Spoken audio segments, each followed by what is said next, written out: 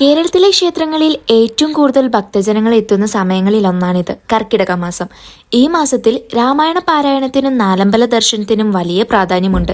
നാലമ്പലം എന്നത് ശ്രീരാമനും അദ്ദേഹത്തിന്റെ 3 സഹോദരന്മാർക്കും സമർപ്പിച്ചിരിക്കുന്ന ക്ഷേത്രങ്ങൾ ഒരേ ദിവസം സന്ദർശിക്കുന്ന പുണ്യയാത്രയാണ്. മലപ്പുറത്ത് ഈ 4 ക്ഷേത്രങ്ങളും വളരെ അടുത്തായിട്ടാണ് സ്ഥിതി ചെയ്യുന്നത്. യാത്ര ശ്രീരാമസ്വാമി ക്ഷേത്രത്തിൽ തുടങ്ങി വീണ്ടും അവിടെ തന്നെ അവസാനിപ്പിക്കുന്നതാണ് ഇവിടത്തെ പതിവ്. രാവിലെ 6 മണിയായപ്പോൾ തന്നെ ഞങ്ങൾ അമ്പലത്തിലെത്തി. ഈ ക്ഷേത്രത്തിലെ പ്രധാന പ്രതിഷ്ഠ ശ്രീരാമനാണ്. വഴിയിലുടനീളം നല്ല പച്ചപ്പും തണുത്ത കാറ്റും, കർക്കിടക മാസത്തിന്റെ ആ പ്രത്യേക അന്തരീക്ഷം ശരിക്കും അനുഭവിക്കാൻ പറ്റുന്ന ഒരു യാത്ര. ആദ്യം ഞങ്ങൾ എത്തിയത് ശ്രീരാമസ്വാമി ക്ഷേത്രത്തിലേക്കാണ്. രാമായണകാലത്ത് ശ്രീരാമൻ ദക്ഷിണദേശത്തേക്ക് യാത്ര ചെയ്യുന്നതിനിടെ ഈ പ്രദേശത്ത് എത്തിച്ചേർന്നുവെന്നാണ് ഐതിഹ്യം. ഇവിടുത്തെ ശാന്തമായ അന്തരീക്ഷവും പ്രകൃതി ഭംഗിയും ഇഷ്ടപ്പെട്ട ശ്രീരാമൻ ഇവിടെ വിശ്രമിക്കുകയും ധ്യാനിക്കുകയും ചെയ്തുവത്രേ. ശ്രീരാമനെ കാണാതായതിനെ തുടർന്ന് സഹോദരന്മാർ അദ്ദേഹത്തെ അന്വേഷിച്ച് ഇവിടെ എത്തി.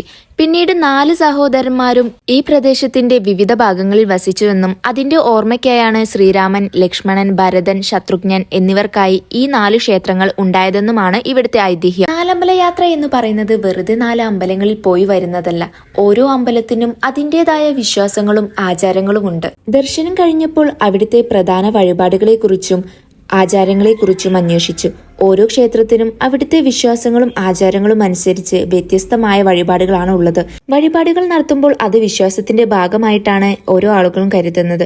ഓരോരുത്തരും അവരുടെ പ്രാർത്ഥനകളും ആഗ്രഹങ്ങളും മനസ്സിൽ വെച്ചാണ് വഴിപാടുകൾ നടത്തുന്നത്. നാലമ്പല ക്ഷേത്രങ്ങൾ പലതും പുതുക്കി പണിയാൻ തുടങ്ങിയിട്ടുണ്ട്. കാരണം അറ്റകുറ്റപ്പണികൾ ആവശ്യമായി വന്നിട്ടുണ്ട്.